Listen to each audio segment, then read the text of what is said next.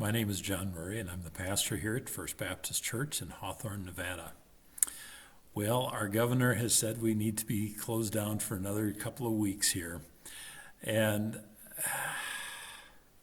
it's frustrating. I can relate very closely, and I've been thinking through some things that Paul says in 2 Corinthians chapters 11 and 12. This is kind of Paul's resume, if you will. Although these aren't really the things that I would tend to put on my resume.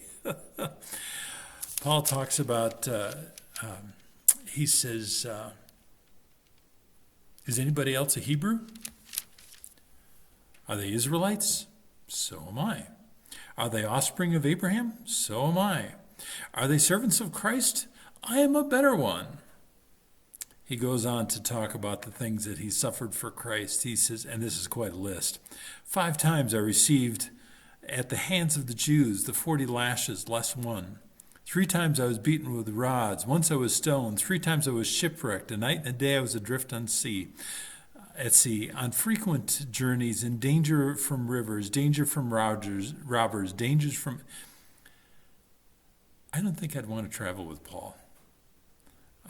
It doesn't seem particularly safe. But he does all of this so that he can spread the gospel. He does all of this because this is where God has put him. And frankly, the situation that God has put him in as well. He says down later in verse 30 in 2 Corinthians chapter 11, verse 30, if I must boast, I will boast of the things that show my weakness. That's not what you usually put in a resume. Usually you pack it with all the good things that you do and sometimes maybe even just pad it a little bit. Paul doesn't do that. He talks about the situation where he was fearing for his life at Damascus and had to be let down over the wall in a basket. That's not something most of us would put on our resume. And yet Paul says, my weakness is necessary. My weakness shows God's strength. He goes on in 2 Corinthians chapter 12 to talk about a situation that certainly he could boast about. We've seen recently a number of books and stories of people who claim to have gone to heaven. Several of them have turned out to be fakes. I'm not even really going to comment on the rest of them. But that actually happened to Paul. He says, I was caught up to the third heaven.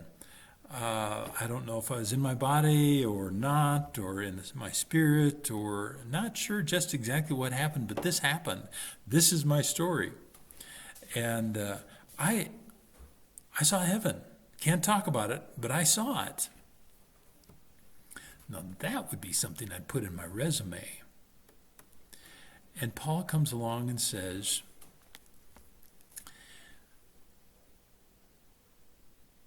that God had given him a thorn in his flesh so that he wouldn't boast in himself. Because Paul has a lot of things to boast about. But he says, Paul says, rather than boasting on the things that I would count as valuable, I'm looking at the things that show my weakness. He says so in 2 Corinthians 12:7. So to keep me from being conceited because of all these things that I've been able to see, because of all the places I've been able to be, the way that God has used me, all of this, to keep me from being conceited because of the surpassing greatness of the revelations, a thorn was given me in the flesh, a messenger of Satan to harass me, to keep me from being conceited. Now, we don't know what this is. There are all kinds of ideas.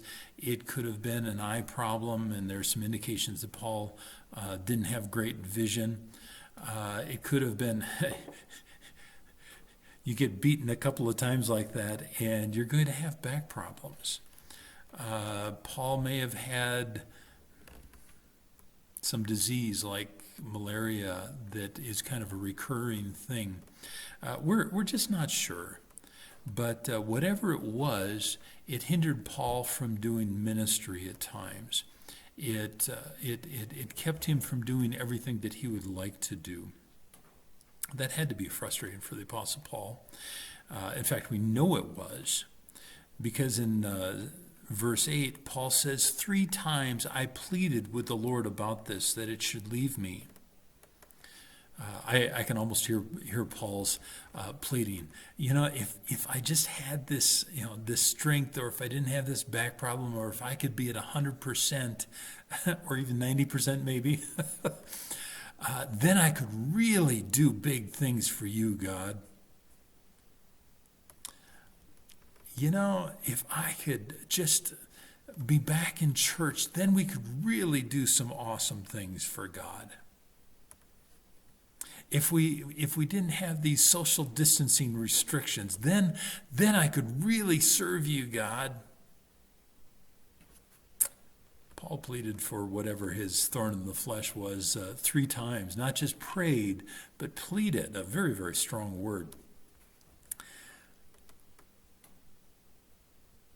In verse 9,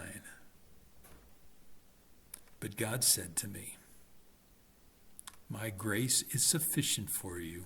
My power is made perfect in your weakness. Wait a minute. If I were 100%, then I could really do things for you. And it's almost like God is saying, yeah, and if you were 100%, you might try and take the glory for that. Paul says, therefore, again in verse 9, I will boast all the more gladly in my weakness, so that the power of Christ may rest upon me. I am going to particularly highlight those times when I wasn't 100% and God still used me. Why? Because it never really is about us anyways. It's never about what we can do.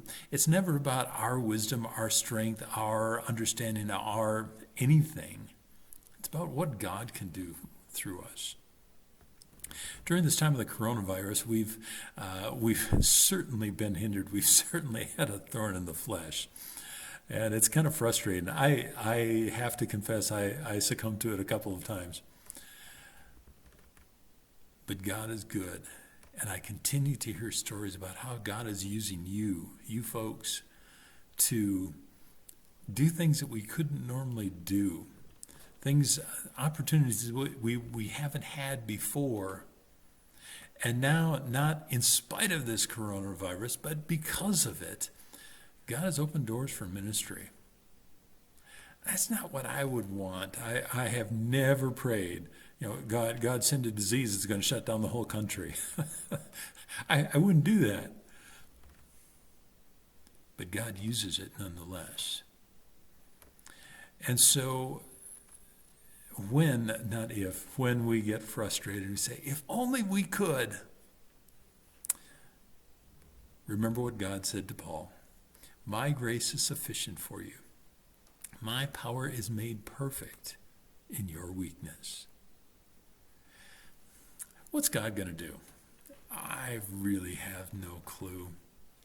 I know what I would like to have God do. I've got quite a list of things that I'd like him to do. But God says it's not about what you think or what you want or what you plan. It's about what I'm going to accomplish. And so as we struggle, get frustrated through the coronavirus and our shutdowns, remember, God is going to use this. Not in the way we want necessarily. We know nobody would choose this. But God is going to use it. God's grace is always sufficient. God's power is what we need to depend on at the end of the day anyways. And so as we struggle with this, ask God to use you, how he intends, how he would like to. I don't know what I'm asking for, but that's what we ask God to do. As we struggle with this, don't say, one of these days we're going to be done with this mess and then we can. No, God is teaching us things during this time. I do look forward to the time when we can get back together and talk about what God has been doing in your lives, because there are some really cool things. Again, if you have a need, if you have a concern, if you have issues, put that in the comments, or comment to me, contact me, Facebook, through the church Facebook site, email me, phone me, whatever. I'd love to talk to you about this. Over the phone, socially distanced, but I'd love to talk to you about this, because God's grace is sufficient for us all the time. God's power is made obvious through our weakness.